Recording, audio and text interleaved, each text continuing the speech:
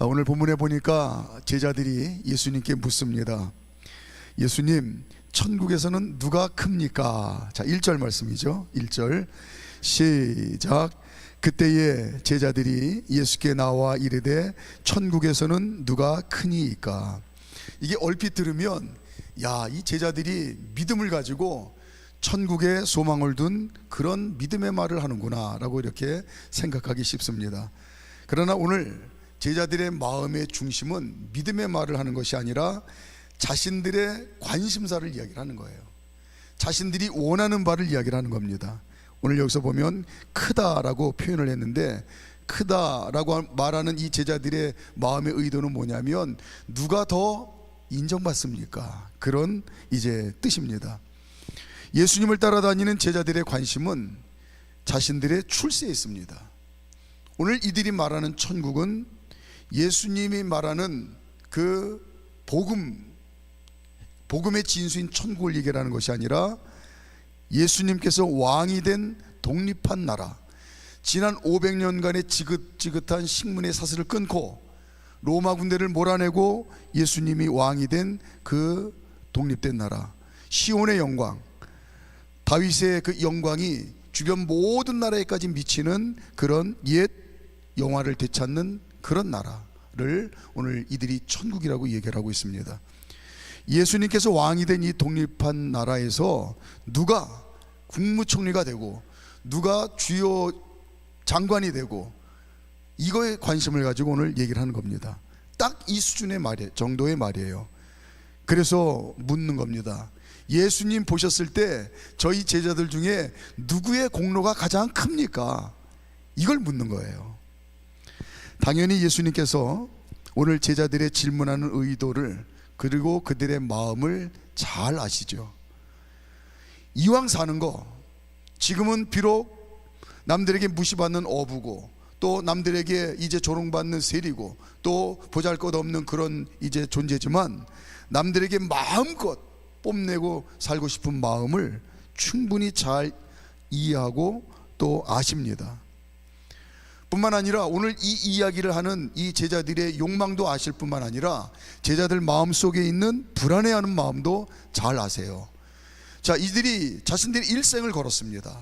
제가 늘 기회 있을 때마다 말씀드리지만 이 세상 사는 사람들은 다 똑똑하다는 사실을 우리는 너무나 잘 압니다. 또 우리는 이걸 잊어서는 안 됩니다.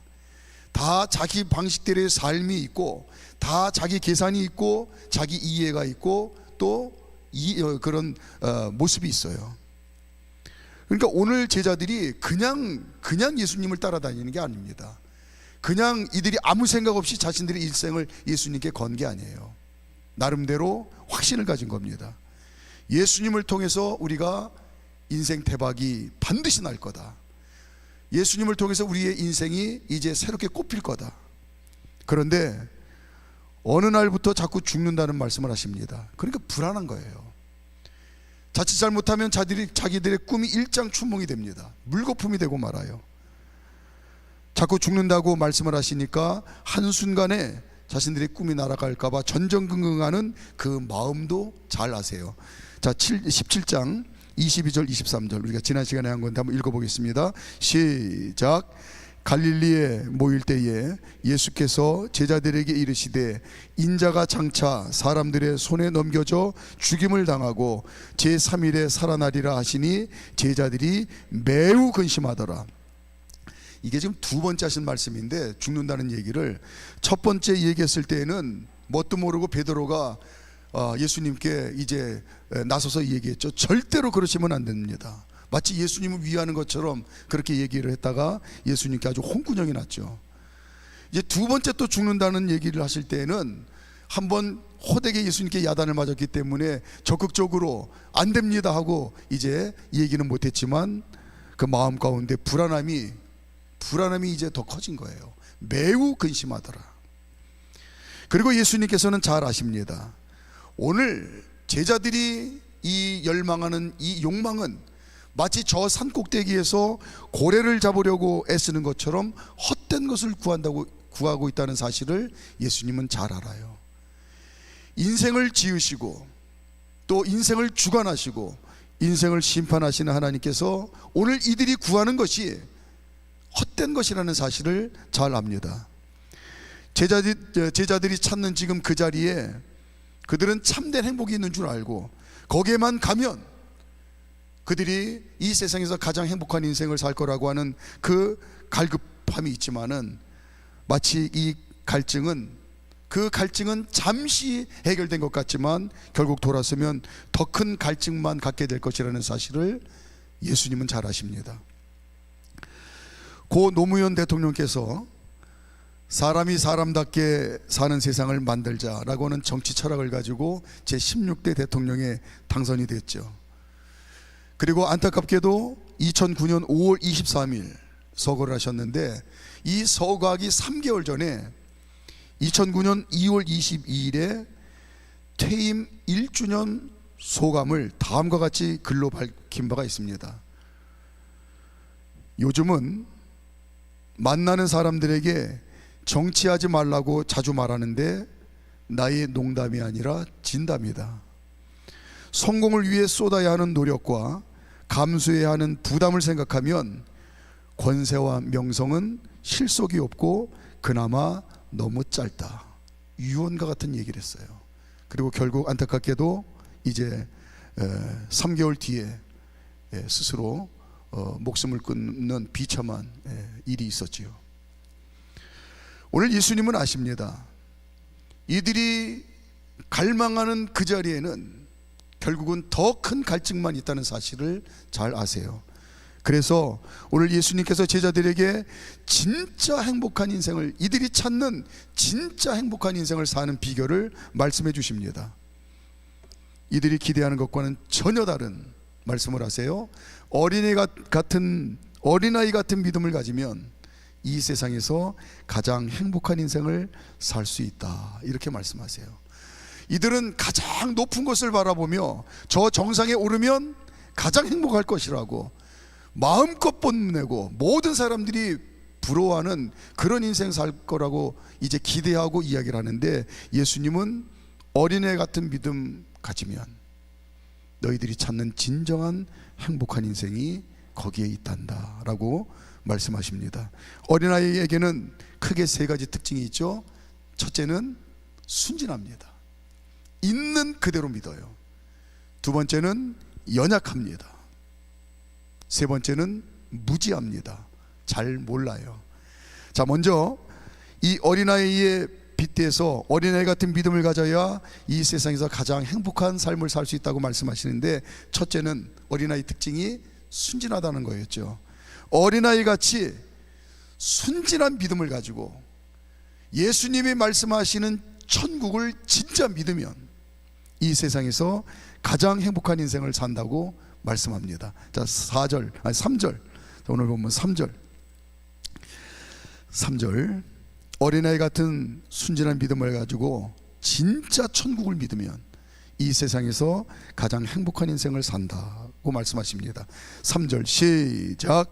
이르시되 진실로 너희에게 이르노니 너희가 돌이켜 어린아이와 같이 되지 아니하면 결탄코 천국에 들어가지 못하리라. 사도 바울은 어린아이 같은 그런 순진한 믿음을 가지고 천국을 진짜 믿었어요. 잠깐뿐인 인생 살다가 죽으면 하나님 아버지 집인 영원한 천국에서 산다는 이 진리의 말씀을 사도 바울은 진짜 믿었습니다. 자, 고린도후서 5장 1절. 많은 신앙의 고백이 있지만 대표적인 말씀이죠. 시작. 만일 땅에 있는 우리의 장막집이 무너지면 하나님께서 지으신 집 곧 손으로 지은 것이 아니요 하늘에 있는 영원한 집이 우리에게 있는 줄 아느니라. 영원한 아버지 집에서 천국에서 살 것을 믿으니까 바울이 이 땅에서 하나님 부르신 소명을 따라서 살면서 별의별 일을 다 겪는데, 이 땅에서 겪는 모든 일들이 바울에게는 대수롭지 않았다는 겁니다. 자, 빌립보서 4장 11절부터 13절까지 말씀 한번 읽어볼까요? 빌립보서 4장 11절부터 13절까지 시작. 내가 궁핍함으로 말하는 것이 아니니라. 어떠한 형편에든지 나는 자족하기를 배웠노니 나는 비천에 처할 줄도 알고 풍부에 처할 줄도 알아. 모든 일 곧 배부름과 배고픔과 풍부와 궁핍에도 처할 줄 아는 일체의 비결을 배웠노라. 내게 능력 주시는 자 안에서 내가 모든 것을 할 수 있느니라. 아멘. 야고보서 5장 13절에 보면, 그래서 너희 중에 고난당하는 자가 있느냐 기도하라고 그랬어요. 아무것도 아니라는 겁니다. 이 고난을 통해서 반드시 하나님께서는 축복의 통로로 삼을 거다. 이 고난의 끝에는 반드시 하나님이 승리의 깃발을 꽂아놨다 라고 하는 그 믿음 가지고 살 수 있었다는 거예요. 또 즐거워하는 자가 있느냐? 형통한 일을 만난 거죠. 자고하지 말고 그냥 다 하나님의 은혜입니다. 내 공로 하나 없습니다. 그저 하나님의 은혜입니다. 이러고 그냥 찬송하래요. 고난 가운데서 절망할 일도 없고, 형통하고 즐거운 일이 있다고 자고할 것도 없고, 그냥 대수롭지 않게 여기는 이 일체의 비결을 배웠다고 합니다. 제가 어린 시절 자란 고향은 이 수인선이라고 하는 세계에서 가장 좁은 협계, 이 협계를 달리는 수인선이라고 하는 그 철도 열차가 다니는 그 철로가 있었습니다. 그래서 초등학교에 가끔 가다가 이 철도 안전에 대한 글짓기 공모가 있었는데, 제가 기억으로는 5학년인가 6학년 때인데 운 좋게 철도 청장상을 받게 됐어요. 그래서 이제 상장이 우편으로 와가지고 월요일날 아침 조례 시간에 운동장에서 전교생이 있는 가운데서 교장 선생님에게 그 상을 받았습니다. 그 상을 받아두는 순간부터 빨리 집에 가고 싶은 거예요. 집에 가서 엄마 아버지에게 이걸 이제 자랑하고 싶은 겁니다. 그러니까 뭐 수업도 잘, 선생님 말씀도 잘 안 들리고 빨리 이제 집에 갈 생각밖에 없습니다. 근데 또 그날 하필이면 청소당번인데, 다른 때 같았으면 청소하면서 그냥 투덜투덜대고 하는데, 뭐 청소하는 게 얼마나 즐거운지 하나도 힘든 게 없어요. 또 하루 수업하다 보면 아이들하고 그냥 시비 걸고 다툴 일이 많이 있잖아요. 근데 그날은 아무것도 문제가 안 됩니다. 이놈이 이래도 좋다고 그러고 저놈이 저래도 그냥 괜찮고, 그냥 그러고 하루를 보냈어요. 교무실에 선생님께 청소검사 받으러 갔는데, 선생님 말씀이 장겸아, 애들 다 보내고 너는 교무실로 다시 와서 선생님이 지금 당직인데 잠깐 일 보고 와야 될 테니까 선생님 올 때까지 이 사무실 좀 지키고 있어라 그러시는 거예요. 근데 그 당시에는 선생님 대신에 사무실을 지키고 있다고 하는 거는 엄청나게 자랑스럽고 영광스럽고 기쁜 일입니다. 마치 제가 선생님이 된 것처럼 거기 앉아서 폼을 잡고 앉아 있는 거예요. 아이들도 부러워하고 큰 벼슬이 난 것처럼 그렇게 이제 선생님 대신 앉아 있는 겁니다. 다른 때 같았으면 너무나 영광스럽고 즐거운 그런 자리인데, 그날은 빨리 집에 가고 싶은 이 마음을 참지 못하고 결국은 선생님 오시기도 전에 도망가고 말았어요. 다음날 선생님한테 얼마나 호되게 야단을 맞았는지, 사람이 책임감이 있어야지, 너 그런 줄 몰랐다고 그러면서 호되게 야단 맞은 기억이 있는데, 어린아이처럼 순진한 믿음으로 천국을 믿고 영원히 하나님 아버지와 함께 살 것을 기뻐한 바울은 이 땅에서의 삶에 일희일비하지 않았어요. 영원한 아버지 집에서, 그 천국에서 영원히 살 것을 믿었기 때문에 그냥 대수롭지 않은 일로 여길 수 있었다는 겁니다. 믿음의 능력이죠. 뿐만 아니라 어린아이 같은 순진한 믿음을 가지고 살면 이 땅에서부터 천국을 누리며 사는 복을 하나님 자녀들에게 권세와 능력으로 주셨다고 예수님이 친히 말씀하셨습니다. 그러니까 바울은 엄밀한 의미에서는 영원한 천국에 대한 소망을 가지고 이 땅에서 이제 어떤 일도 대수롭지 않게 여기는 그 믿음이 바탕이 돼서 뭐가 됐냐면, 이 땅에서부터 천국을 사는 그 신비한 삶을 살아냈다는 거예요. 그런데 이게 주님이 이미 선포하신 말씀이죠. 우리가 너무나 잘 알고 있는 말씀인데 다시 한번 마음판에 새깁니다. 누가복음 9장 27절 시작. 내가 참으로 너희에게 이르노니 여기 서 있는 사람 중에 죽기 전에 하나님의 나라를 볼 자들이 있느니라. 예수님 십자가에서 죽으시고 부활하신 후에 이제 하나님의 나라가 이 땅에서부터 이제 이루어지는데 그걸 누리며 살 자들이 있다라고 하는 천국의 소망을 주신 거예요. 자, 누가복음 11장 20절 시작. 그러나 내가 만일 하나님의 손을 힘입어 귀신을 쫓아낸다면 하나님의 나라가 이미 너희에게 임하였느니라. 십자가에서 처참하게 몸지키고 피 흘려 죽으시고 죄와 죽음과 어둠과 마귀의 권세를 이기시고 부활하신 능력으로 하나님의 나라가 이제 이 땅에서부터 실현된다라고 하는 말씀입니다. 누가복음 17장 20절 21절 시작.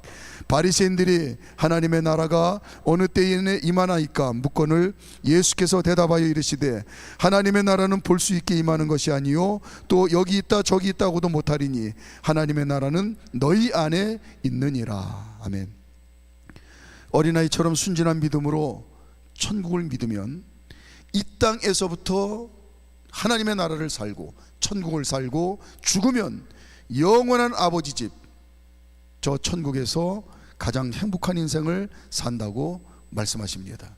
두 번째는 아까 어린아이의 특징이 연약한 거라고 그랬잖아요.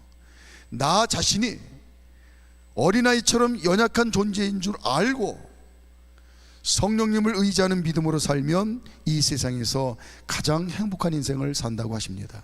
그러니까 하나님 자녀로 구원받아 우리가 이 땅에서 살면서 우리가 살 때 연약하다는 사실을 하나님 아버지가 더 잘 아세요.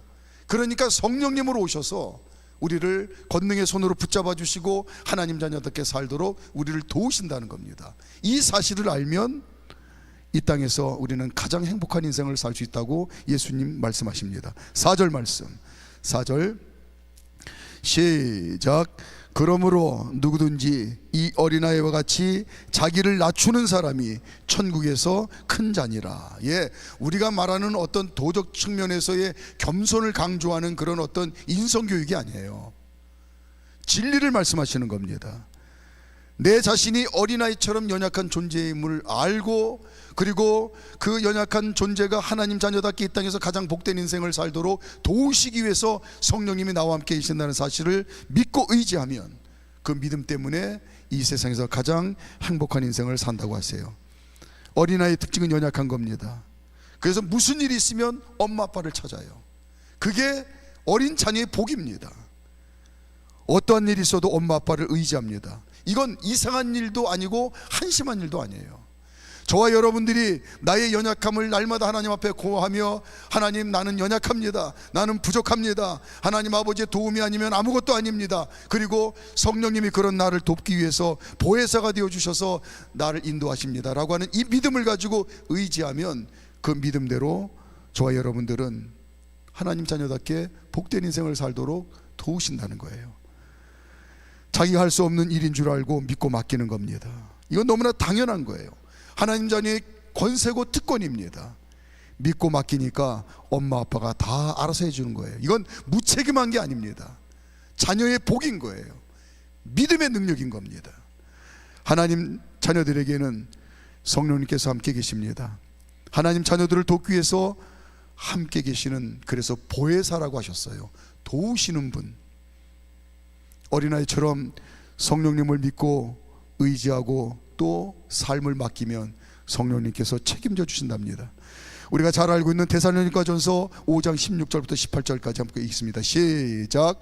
항상 기뻐하라, 쉬지 말고 기도하라, 범사에 감사하라, 이것이 그리스도 예수 안에서 너희를 향하신 하나님의 뜻이니라. 아멘. 이 말씀을 가만히 들여다보면 가장 중심이 되는 말씀이 뭐냐면 무엇보다도 먼저 쉬지 말고 기도하라는 거예요. 쉬지 말고 기도하라는 말이 뭡니까? 어린아이처럼 순진하게 보이는 것보다 보이지 않는 성령님이 보혜사가 되셔서 나와 함께 계신다는 사실을 믿고 성령님의 권능의 손을 꼭 붙들고 그리고 성령님 의지하면서 시시콜콜 매사 삶의 순간마다 사람 붙들고 얘기하는 것보다 오히려 100배 1000배 더 성령님께 시시콜콜 다 이야기하고 성령님과 가장 친밀하게 소통하는 그런 삶을 살라는 거죠. 그러면 항상 기뻐하며 살 수 있답니다. 그러면 성령님의 도우심을 힘입어 모든 것에 감사하며 살 수 있다고 하십니다. 어린아이처럼 자신의 연약함을 알고 성령님을 의지하면 이 세상에서 가장 행복한 인생을 산대요. 마지막으로 세 번째, 어린아이 특징은 아까 무지라고 그랬어요. 모릅니다. 하나님 없이 사는 세상 사람들이 아무것도 모르는 어린아이로 볼 줄 알아서, 우리가 세상 사람들을 봤을 때에 세상의 가치 기준을 가지고 그 사람의 재산 정도가 얼마냐, 그 사람의 학식이 얼마냐, 그 사람의 명성이 얼마냐, 그 사람의 권력이 얼마냐, 그 사람이 자랑할 만한 것이 얼마냐, 이 가치 기준을 가지고 세상 사람들은 사람들의 높낮이를 판단하고 그리고 행복 불행의 기준으로 삼아요. 하지만 하나님 자녀로 살아가는 저와 여러분들이 하나님 없이 사는 사람들을 바라봤을 때는 그냥 아무것도 모르는 어린 아이로 볼 줄 알아야 된다는 거예요. 천국 복음을 그래서 전해주고, 아무것도 모르기 때문에 천국 복음을 전해주고 그걸 가르쳐주는 그런 대상이라는 사실을, 그렇게 우리가 살 때에 그 믿음의 삶 때문에 저와 여러분들은 이 세상에서 가장 행복한 인생을 산다고 하십니다. 세상 뒷공문이라도 쫓아가기 위해서 허덕이는 인생, 그런 거 말고 걸음지고 대신 장애라고도 가야 내가 뭔가 손해보지 않는 그 인생 산다고 하는 그런 착각 말고,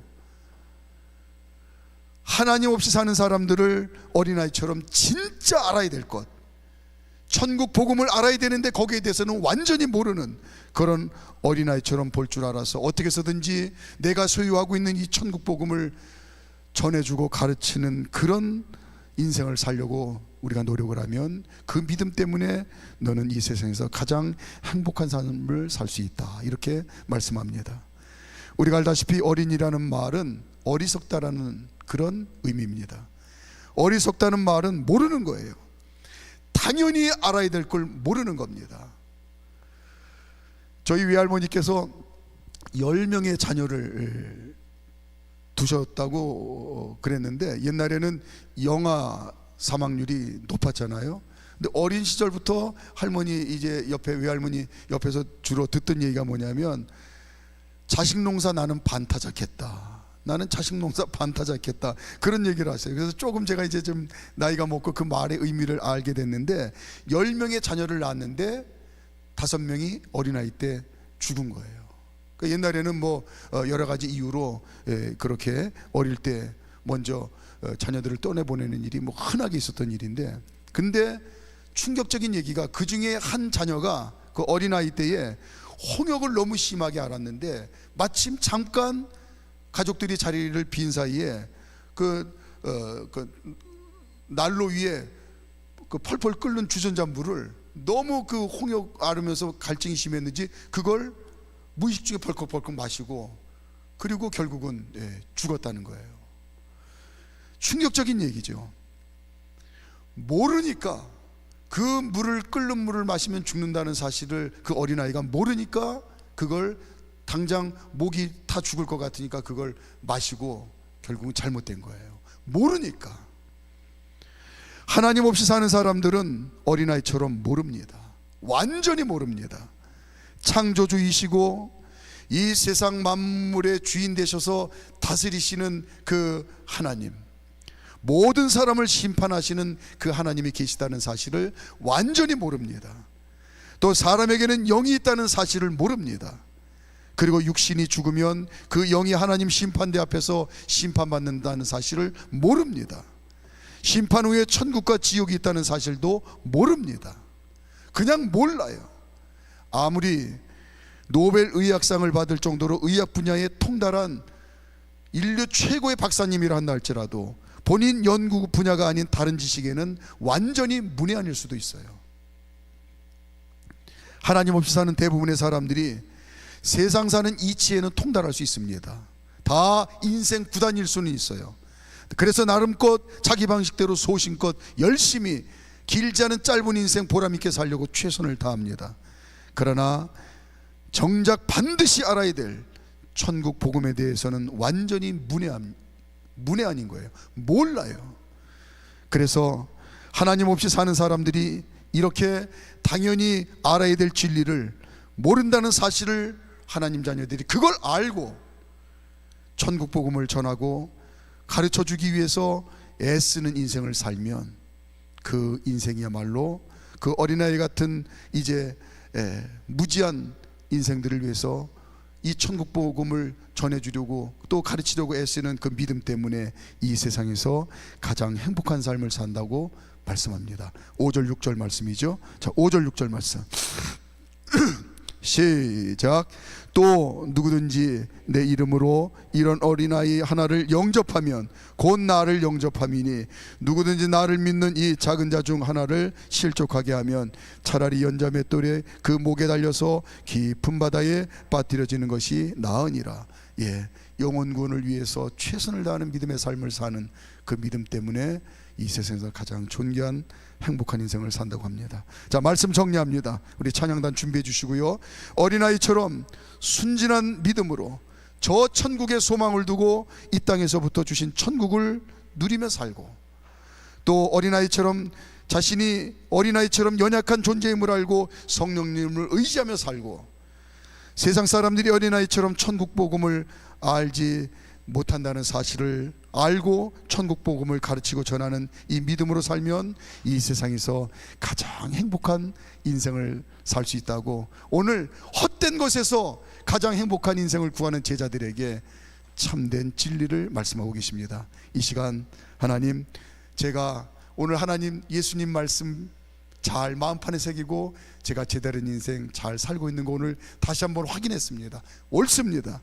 우리 사랑하는 성도님들이 살아가는 지금 이 인생이 가장 행복한 인생을 잘 살아가고 있는 진리의 길을 걸어가고 있는 인생 맞습니다. 오늘 이 시간 그렇게 기도하셨으면 좋겠어요. 굳센 믿음 가지고 이 삶 더 잘 살겠습니다. 그리고 이 귀한 삶을 자녀들에게 잘 물려주겠습니다. 하나님, 저에게 힘을 더해 주세요 하고 그렇게 기도할 수 있는 그런 시간 됐으면 좋겠습니다. 우리 사랑하는 성도님들, 지난 한 주간도 5일 동안 주님 손잡고 승리하셨습니까? 아름다운 옷감을 보면요, 그 옷감이 짜여지기까지 시줄과 날줄이 교차하면서, 시실날실 교차하면서 착착착착 옷감이 완성되면 그 아름다운 옷감이 짜여지듯이 지난 한 주간, 아니 오늘 하루만 바라봐도요 그런 것 같습니다.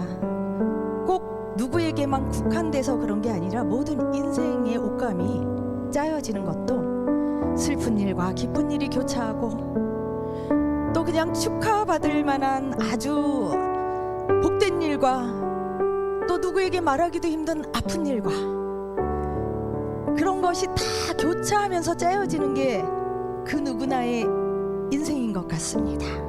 그런 인생길에서도, 전란 속에서도 그 어머니 품에 안긴 갓난아기는 표정이 평화롭잖아요. 그런 어머님 품에 안긴 아이처럼 주님 품에 안겨있는 저와 여러분의 인생이 될 때 우리 인생이 복된 줄 믿습니다. 오늘도 그래서 또 힘을 내서 여러분 나온 줄 믿습니다. 설을 거꾸로 샜나 봐요. 옛날 어른들 그런 표현 쓰시잖아요. 야, 설을 거꾸로 샜나 보다 야. 굉장히 추워졌어요. 이 혹한의 추위. 그러지만 우린 알잖아요. 에휴, 요거 며칠 지나면 이제 저기 교회 마당에 그 제일 먼저 피는 꽃이 뭐죠? 목련이 필 거야. 목련.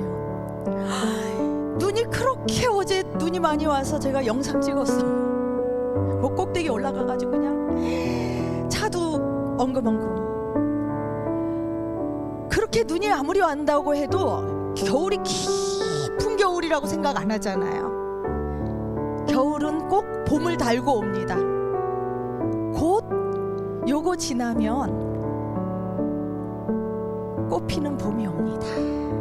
그래서 우리가 괜찮아요. 다시 또 다시 그리고 또 다시 일어날 용기가 있는 거예요. 왜냐하면 일으켜 세워주시는 주님의 능력의 손이 있으니까. 할렐루야. 그 손은 암세포보다 큽니다. 아멘. 그 손은 문제보다 크십니다. 그 손은 내가 마음에 있는 아픔과 상처와 내 육체의 아픔과 내 영혼의 탄식의 소리보다 크신 능력의 손인 줄 믿고 오늘도 예수님 품으로 나온 줄 믿습니다. 찬양하다 기도하다가 그 능력의 손에 붙들리는 저와 여러분 되기를 축복합니다. 찬양하겠습니다. 예수님 품으로. 인생 길험하고 마음 지쳐 살아갈 용기 없어질 때 너 홀로 앉아서 낙심지 말고 예수님 품으로 나오시오. 아멘. 예수님은 나의 생명 믿음 소망 사랑 되시니 십자가 보혈 자비의 손길로 상처 입은 너를 고치시. 평생의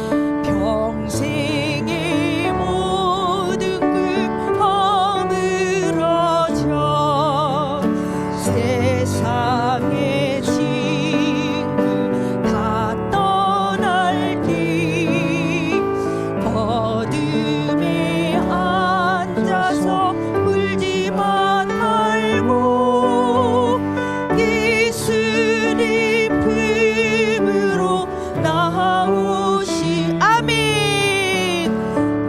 예수님은 나의 생명 믿음 소망 사랑 되시니 십자가 보혈 자비의 손길로 상처 입은 너를 고치시. 어둠 밤 지나면 새날 오고 겨울이 가면 봄이 오듯 이 세상 슬픔이 지나고 나면 광명한 새날이 다가오네. 아멘. 예수님은 나의 생명 믿음 소망 사랑 되시니 십자가 보혈 자비의 손길로 상처 입은 너를 어둠 밤 지나면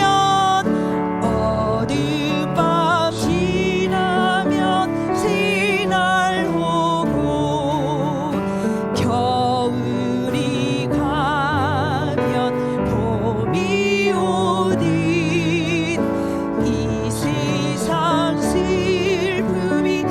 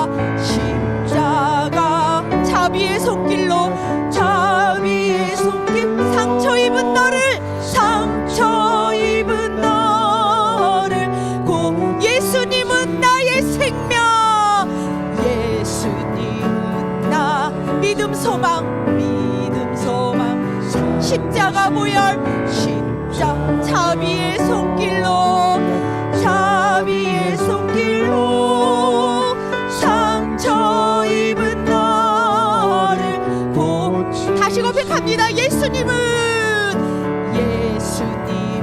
나의 생명 믿음 소망 사랑 십자가 보혈 자비의 손길로 자비의 손길로 상처 입은 나를 이 시간 주님께는 아무것도 문제가 되지 않는 줄 믿습니다.